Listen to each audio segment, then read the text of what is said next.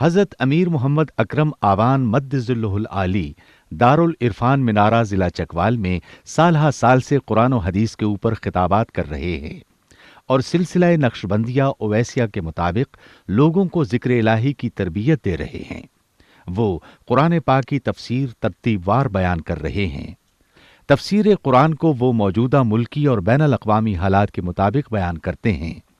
Motor وے سے colour کہار کے interchange سے نکلتے ہوئے کلر کہار کی جھیل سے ہوتے ہوئے ایک کڑی ہے جہاں پر حضرت عبد القادر جیلانی المعروف غوث پاک کے پوتا مبارک کا مزار ہے جو موروں والی سرکار کے نام سے مشہور ہے۔ وہاں سے ہوتے ہوئے میانی، بوچھال اور نورپور سے گزرتے ہوئے دارالعرفان منارہ پہنچ سکتے ہیں۔ حضرت امیر محمد اکرم آوان نے بچیوں اور بچوں کی دینی اور دنیاوی تعلیم کے لیے سقارہ اکیڈمی کے نام سے ایک درس گاہ بھی قائم کی ہے جس کا افتتاح ملک پاکستان کے صدر جنرل محمد ضیاء الحق نے اپنے دست مبارک سے کیا تھا۔ الصلاۃ والسلام علی حبیبہ محمد وآلہ وصحبہ اجمعین۔ اعوذ باللہ من الشیطان الرجیم، بسم اللہ الرحمن الرحیم۔ الا تنصروه فقد نصره الله اذ اخرجه الذين كفروا ثاني اثنين اذ هما في الغار اذ يقول لصاحبه لا تحزن ان الله معنا فانزل الله سكينته عليه وايده بجنود لم تروها وجعل كلمة الذين كفروا السفلى وَكَلِمَةُ اللَّهِ هِيَ الْعُلْيَا وَاللَّهُ عَزِيزٌ حَكِيمٌ۔ اللهم سبحانك لا علم لنا إلا ما علمتنا إنك أنت العليم الحكيم۔ مولاي صل وسلم دائما أبدا على حبيبك من زانت به الرسل۔ اس آیت کریمہ کا 10ویں پارے میں سورہ توبہ کی آیت ہے۔ اس کا ترجمہ آسان سا یہ ہے کہ لوگو اگر تم حضرت محمد صلی اللہ علیہ وآلہ وسلم کی مدد نہ بھی کرو تو اللہ اس کا مددگار کافی ہے۔ اور اس کی مثال اس وقت سے لے سکتے ہو جب اسے نبی کریم صلی اللہ علیہ وسلم کو کافروں نے ہجرت پر مجبور کر دیا تھا، شہر میں رہنا دشوار کر دیا تھا۔ ثانی اثنین اذ ہما فی الغار، اور جب انہوں اس بندے کے ساتھ جو دو میں کا دوسرا تھا، ثانی اثنین دو میں سے دوسرا، اذ ہما فی الغار جب وہ دونوں غار میں پناہ گزین ہوئے، اور میرے حبیب صلی اللہ علیہ وسلم نے اپنے دوست سے کہا کہ میری فکر نہ کرو، اس لیے کہ اللہ ہم دونوں کے ساتھ ہے۔ فانزل اللہ سکینتہ علیہ، اللہ نے اس پر اپنی سکینہ، سکون، تسلی، یقین، اعتماد نازل فرمایا۔ وَأَيَّدَهُ بِجُنُودٍ لَمْ تَرَوْهَا، اور ایسے لشکروں سے ان کی مدد فرمائی جنہیں انسانی آنکھ دیکھ نہیں سکتی۔ وَجَعَلَ كَلِمَةَ الَّذِينَ كَفَرُوا السُّفْلَىٰ، اور کافروں کے سارے پروگرام کو رسوا کر دیا، ان کی بات کو ذلیل کر دیا۔ وَكَلِمَةُ اللَّهِ هِيَ الْعُلْيَا، اور اللہ کی بات ہی غالب ہے۔ وَاللَّهُ عَزِيزٌ حَكِيمٌ، اللہ غالب ہے اور اللہ حکیم ہے، دانا تر ہے۔ یہ واقعہ قرآن چونکہ ہر اس بندے کے لیے ہے جو قیامت تک زمین پر پیدا ہوگا، ہر اس بندے کو خطاب کرتا ہے۔ جو گزر گئے ان سے مخاطب تھا، ہم جو موجود ہیں ہم سے مخاطب ہے، جو ہمارے بعد آئیں گے ان سے مخاطب ہوگا۔ قرآن کوئی تاریخ یا جغرافیے کی کتاب نہیں ہے، قرآن ایک ضابطۂ حیات ہے، لاہ عمل ہے، اور واقعات بیان فرماتا ہے تاکہ ان کی روشنی میں ہم اپنی راہ متعین کر سکیں۔ سب سے پہلی بات جس سے یہ آیہ کریمہ شروع ہوتی ہے وہ یہ ہے کہ تم میرے نبی کی اگر مدد نہ کرنا چاہو تو اللہ اور اللہ کے رسول کی بات رسوا نہ ہوگی، غالب رہے گی۔ اب بھلا ہم جو آج مخاطب ہیں، وہ جو ہم سے بعد آئیں گے، ہمیں نبی کریم صلی اللہ علیہ وآلہ وسلم کی مدد کس طرح سے کرنا ہے؟ وہ تو عہد گیا، زمانہ گیا، وقت گیا، وہ لوگ گئے۔ نبی علیہ الصلوۃ والسلام کی نبوت صرف ان لوگوں اور اس وقت کے لیے نہیں تھی، قیامت تک آنے والے انسانوں کے لیے۔ اور ہم کیا خدمت کر سکتے ہیں؟ یہی کہ آپ صلی اللہ تعالی وسلم کے کردار کو اپنائیں اور اسے آگے بڑھائیں۔ آپ پر جو کتاب نازل ہوئی اسے مانیں، اسے سمجھیں اور دوسروں کو سمجھائیں۔ آج ہم نے کوئی تلوار لے کر مدد کے لیے نہیں جانا، کوئی توپ نہیں چلانی ہے۔ آج مدد یہ ہے، کمال ہے، اللہ بڑا کریم ہے کہ ہم اپنی اصلاح کر لیں تو وہ فرماتا ہے یہ تم میری اور میرے نبی کی مدد کر رہے ہو، حالانکہ وہ کسی کی مدد کا محتاج نہیں ہے۔ وَقْرِضُ اللَّهَ قَرْضًا حَسَنًا، فرماتا ہے اللہ کو قرض حسنہ دو۔ اب اللہ تو سب کو دینے والا ہے، اللہ کو قرض کیا دے گا؟ وہی نیک عمل، وہی اطاعت رسول، وہی اطاعت پیغمبر، وہی نیکی، وہی اخلاق، وہی اطوار، وہی کردار۔ وہ فرماتا ہے تم مجھے قرض دے رہے ہو یار، میرے پاس جمع ہو رہا ہے، میں اسے کئی گنا بڑھا کر تمہیں لوٹا دوں گا۔ وہ ایسا کریم ہے۔ اب وہ فرماتے ہیں اندازہ کر لو کہ میرے نبی کے ساتھ صرف ایک بندہ تھا جو دو میں کا دوسرا ہے۔ قرآن کا اسلوب بہت خوبصورت ہے، یعنی ایسے دو جن کی مثال دنیا میں نہیں ملتی، جو صرف دو ہیں اللہ کی پوری تخلیق میں، دو میں کا دوسرا، ثانی اثنین، دو میں کا دوسرا۔ اس کی ایک توجیہ تو یہ ہے کہ اللہ کی معیت پورے قرآن حکیم میں جہاں بھی اس کا ذکر آیا ہے وہ صفاتی ہے۔ انبیاء کو معیت صفاتی حاصل ہے اور غیر نبی کی صفات پر معیت حاصل ہے۔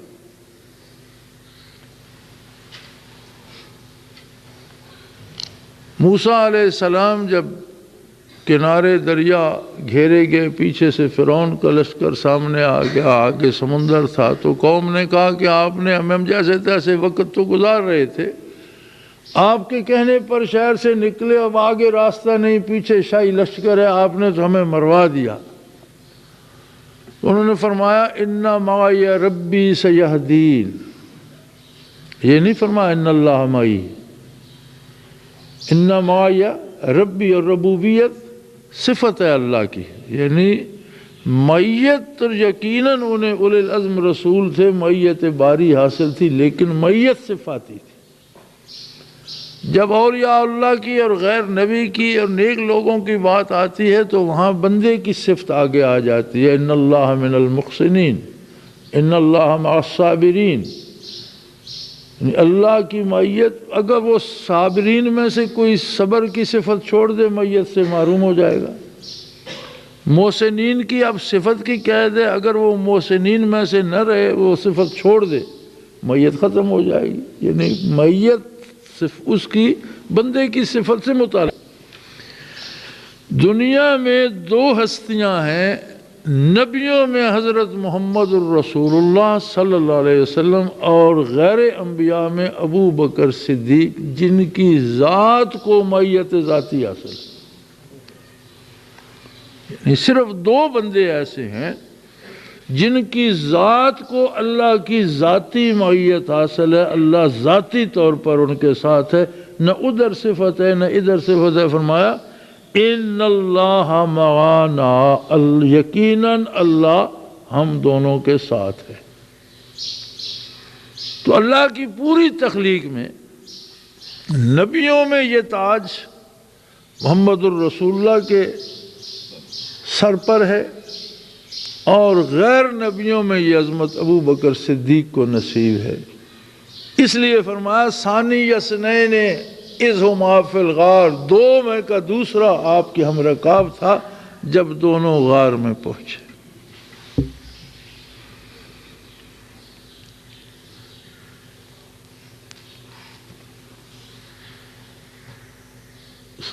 نبی کریم صلی اللہ علیہ وسلم کا واقعہ معراج ہوا اور مکہ مکرمہ میں ہوا. بتوں کی تکذیب سے بڑا شور تھا.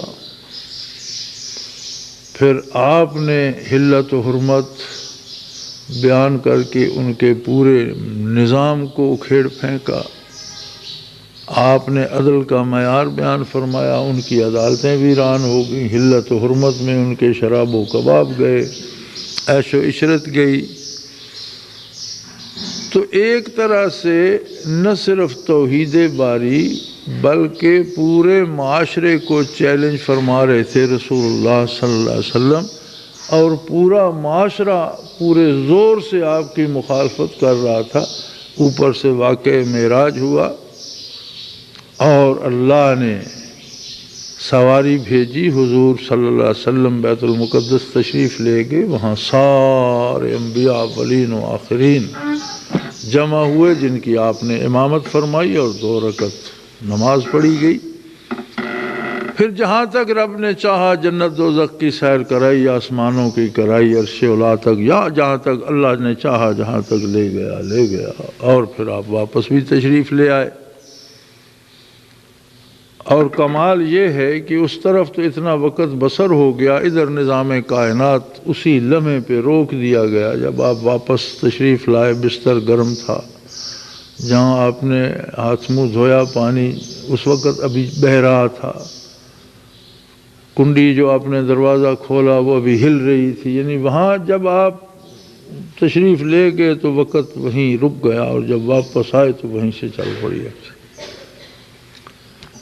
اب ابھی مسلمانوں میں بھی ایسے روشن خیال بہت ہیں جن کا جی نہیں چاہتا کہ یہ بات قبول کی جائے کہ حضور جسم اطہر کے ساتھ معراج پر تشریف لے گئے تھے. وہ بھی کہتے ہیں یہ معراج روحانی تھا، یہ خواب کی طرح ہوا. ابھی تک 14 صدیاں، 1450 سال نسلاً بعد نسلاً کلمہ پڑھنے والوں میں بھی یہ بات ماننے کو ابھی جی نہیں چاہتا. ایسے لوگ موجود ہیں.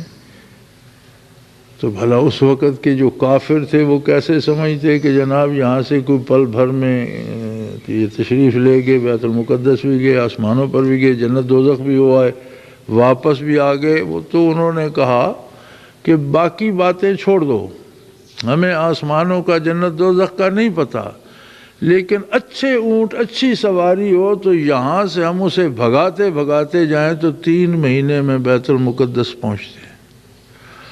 اور واپسی پر بھی اگر اونٹوں کو سستانے کا موقع نہ دیا جائے، بھگا کر رہے تو 3 مہینے واپسی میں لائے. یہ کہتے ہیں میں شب کو گیا اور شب کو آ بھی گیا.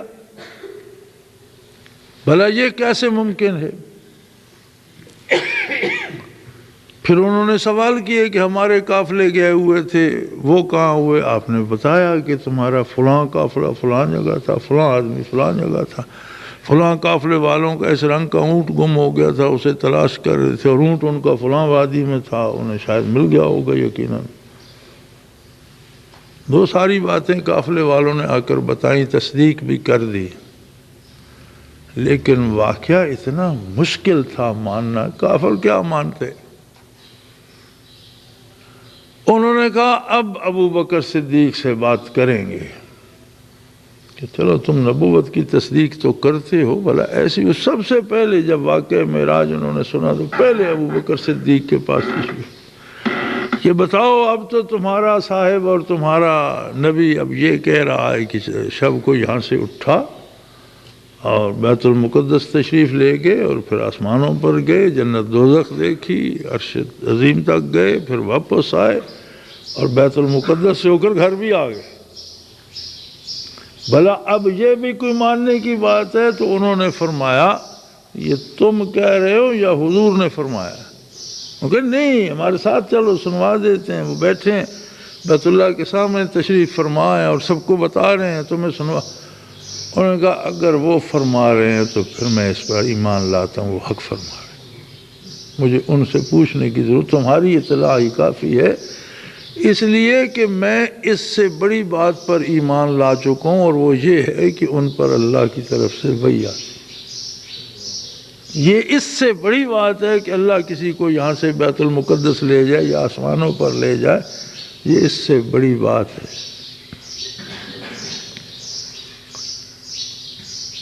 ایک تو یہ اعتماد کہ جب پتہ چلے کہ یہ ارشاد حضور کا ہے اور کافر کی زبان سے پتہ چلے کہ حکم ہے محمد الرسول اللہ کا، تو بات یقین سے آگے نکل جائے، حق الیقین تک پہنچ جائے۔ یہ خصوصیت، یہ کمال ابو بکر صدیق کو نصیب تھا۔ دوسرا یہ کہ جب پتہ چلا صبح کہ حضور ہجرت فرما گئے ہیں، علامہ بازل ہوئے ہیں ایرانی علماء میں سے بہت بڑے فاضل، اہل تشیع کے بہت بڑے مانے ہوئے عالم تھے۔ انہوں نے ایک تاریخ لکھی ہے منظوم فارسی میں، اس کا نام ہے حملہ حیدری۔ اس عہد کی واقعات نگاری بھی انہوں نے کی ہے، اور اب وہ کتاب نایاب ہو چکی ہے، اور اب علامہ بازلی کے نام سے حملہ حیدری جو مارکیٹ میں ملتی ہے وہ اور ہے، کسی اور نے اسی نام سے لکھ کر اسی نام سے چھپوا دیا۔ اس میں سے بہت سی باتیں اس نے نکال دی ہیں، لیکن بحمداللہ ہماری لائبریری میں اصل نسخہ موجود ہے۔ اس میں جب وہ یہاں پہنچتا ہے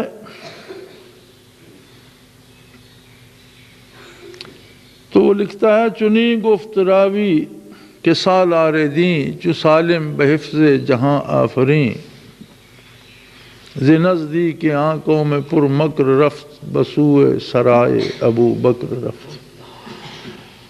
کہ روایت اس طرح سے ہے کہ جب نبی کریم صلی اللہ علیہ وسلم کو ہجرت پر مجبور کر دیا گیا اور جب آپ اپنے دولت قضا سے تشریف فرما ہوئے تو ابو بکر صدیق کے گھر تشریف لے گئے اور انہیں ساتھ لے کر چلے۔ درمیان میں سے وہ واقعہ لکھتا ہے پھر آپ کے جانے کا، پہاڑ کے بات کرنے کا، پھر جب سور کی طرف چڑھنے لگے تو بے پناہ چڑھائی ہے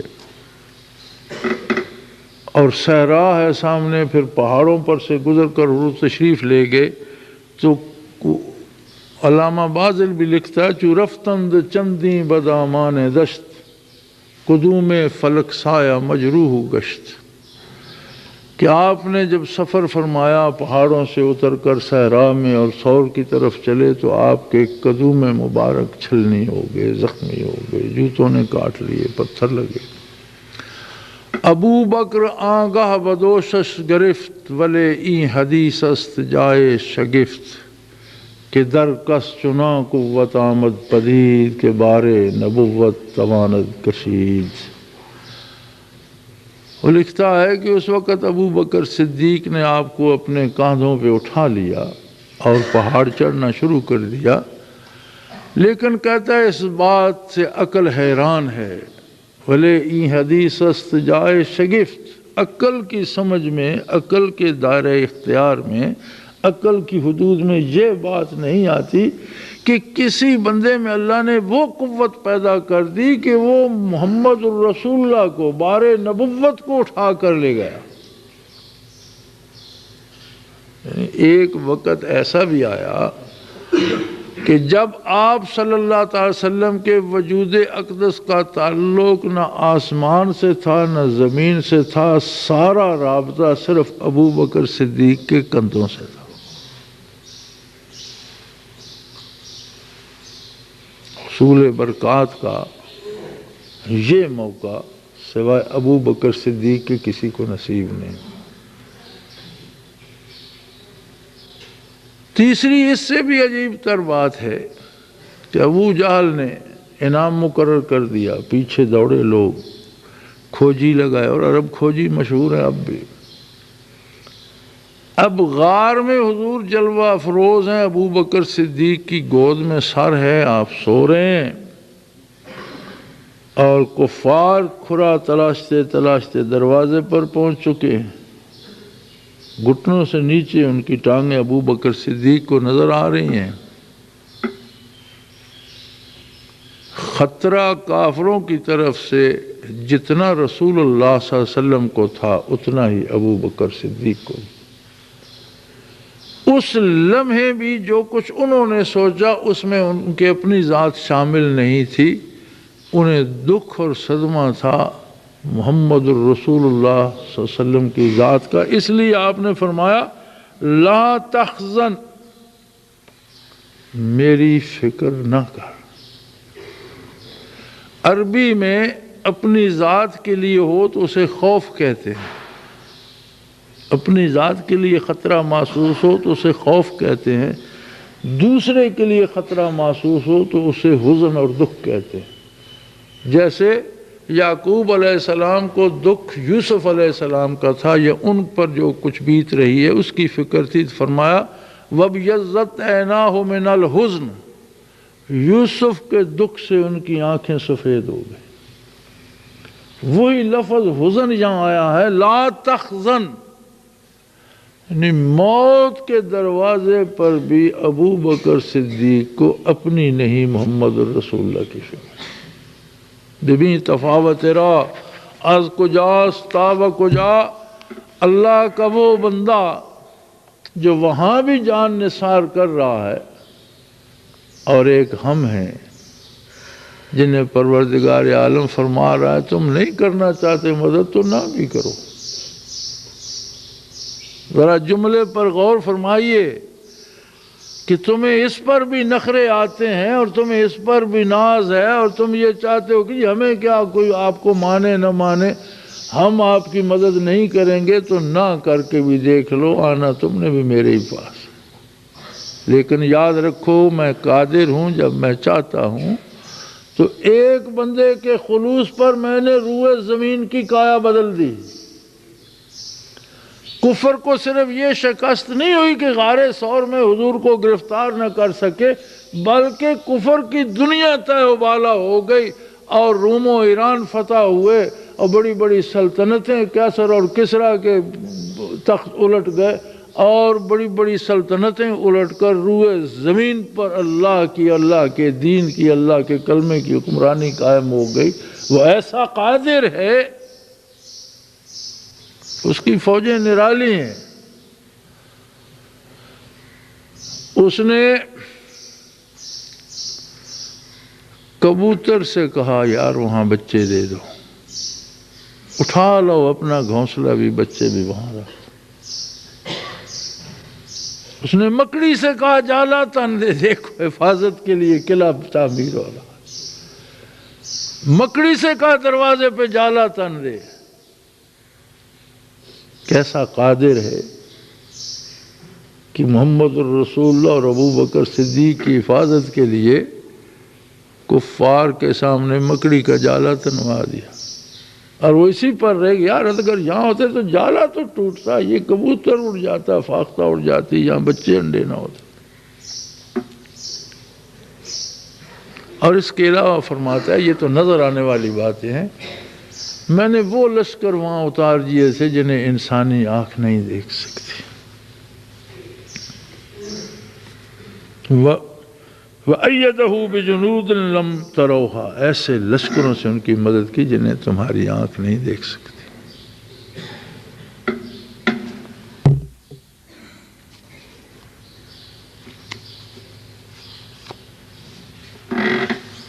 علامہ اقبال نے ایک شعر کہا تھا، اگر کوئی شعیب آئے میسر، اگر کوئی شعیب آئے میسر، شبانی سے کلیمی 2 قدم ہے۔ آج بھی اے کاش کسی کو کوئی رتی بھر ابو بکر صدیق کی صدیقیت میں سے نصیب ہو جائے۔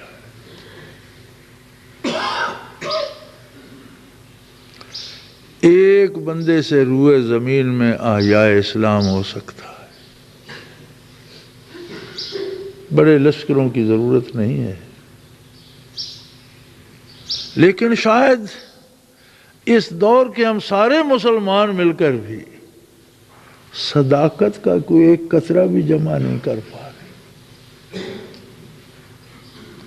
اگر کفر غالب ہے، اگر کفار غالب ہیں، تو ہر آدمی کی رائے یہی سنتا ہوں میں کہ جی مسلمانوں میں اتفاق نہیں ہے، مسلمانوں میں سیاسی سوجھ بوجھ نہیں ہے، مسلمانوں میں یہ نہیں ہے، وہ فرقہ بندیاں ہیں، فلاں، یار کچھ بھی نہیں ہے۔ مسلمانوں میں صدیقیت عنقا ہو گئی ہے۔ دعا کرو کوئی ایک تو صدیق بن جائے، کسی ایک میں وہ اکسی آ جائے، وہ ایک کرن ہی آ جائے، اس کا کروڑواں حصہ ہی آ جائے، یار میرے سمیت سارے ہی خالی ہیں۔ کیوں خالی ہیں؟ اس لیے کہ یہ آتی ہے عشق رسول سے، اور اس عشق سے جسے آپ جنون کہتے ہیں۔ ہم سب عقل مند ہیں،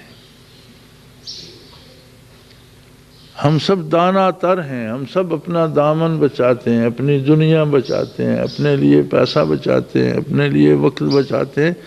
پھر جو کچھ اپنے سے بچ رہتا ہے، ہماری پارسائی یہ ہے کہ جو اپنی ذات سے بچ رہے وہ اللہ کے لیے ہے۔ اور صداقت و صدیقیت کی کرن ملتی ہے پاگل پن سے، جنون سے، عشق سے، دیوانگی سے۔ خرد کی گتھیاں سلجھا چکا میں، میرے مولا مجھے صاحب جنوں کر۔ یہی بات کہی گئی ہے کہ عقل مندی سے بڑی عمر گزاری خدایا اب تو پاگل کر دے۔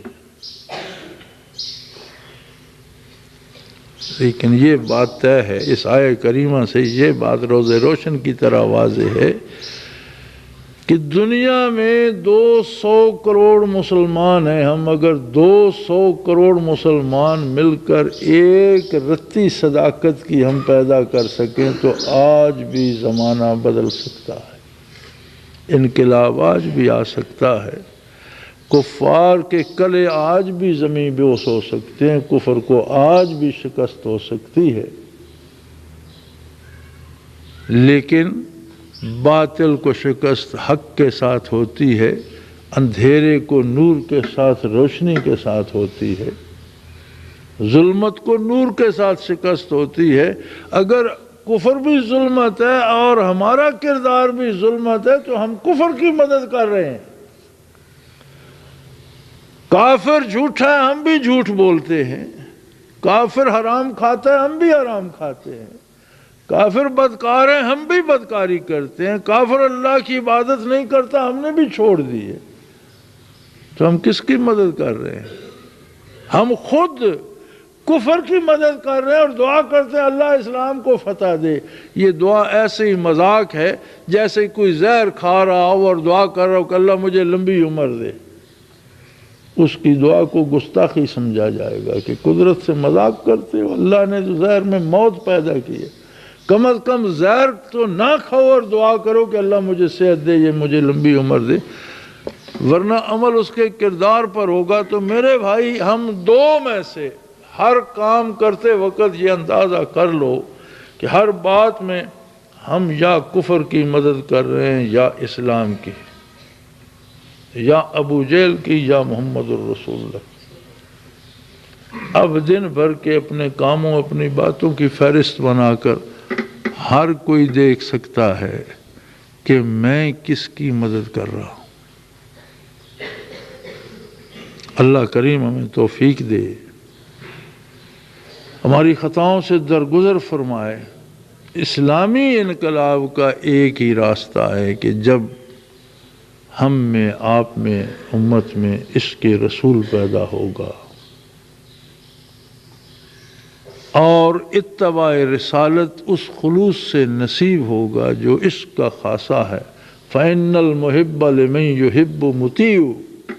عرب شاعر کہتے ہیں محبت کی پہچان یہی ہے کہ محبت کرنے والا اپنے محبوب کا غلام بن جاتا ہے، بندے بے دام بن جاتا ہے، دائیں بائیں کسی طرف نہیں دیکھتا کہ کوئی کیا کہے گا، وہی کرتا ہے جو محبوب کہتا ہے۔ فَإِنَّ الْمُحِبَّ لِمَن يُحِبُّ مُطِيعُ۔ محبت کرنے والا اپنے محبوب کا اطاعت گزار مطیع ہو جاتا ہے۔ جب ہم مطیع ہو جائیں گے حضور صلی اللہ علیہ وسلم کے، انقلاب آ جائے گا۔ اب اگر ہمارا کردار کفر کی مدد کر رہا ہے، اگر ہم بھی سود کو حلال سمجھ کر کھا رہے ہیں، اگر ہم بھی ہر جگہ پیشہ ور عورتوں کو لا رہے ہیں، اب دیکھو میں آج اخبار میں پڑھ رہا تھا کہ کلر کہار ہوٹلوں میں بھی پیشہ ور عورتیں پہنچائی جاتی ہیں۔ اب اس میں ایسے لوگوں پر اسلام نافذ ہوگا؟ اس کردار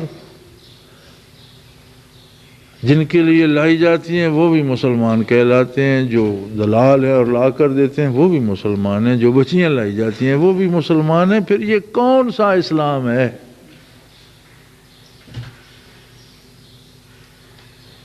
اور ایسے لوگوں پر اسلامی انقلاب آئے گا اور ایسے لوگوں کو اسلامی عدل اور انصاف نصیب ہوگا۔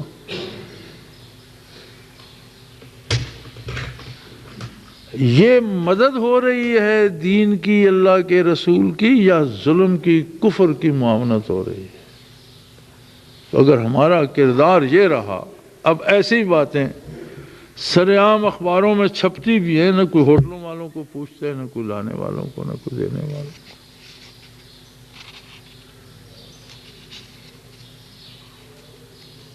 تو میرے بھائی، کم از کم ہم اپنے کردار پر تو نظر کر سکتے ہیں، اپنے فکر، اپنے شعور، اپنے خلوص کو تو دیکھ سکتے ہیں۔ اللہ کریم سے دعا کرو اللہ ہمارے گناہ معاف فرما کر ہمیں عشق رسول کا کوئی ذرہ عطا کر دے۔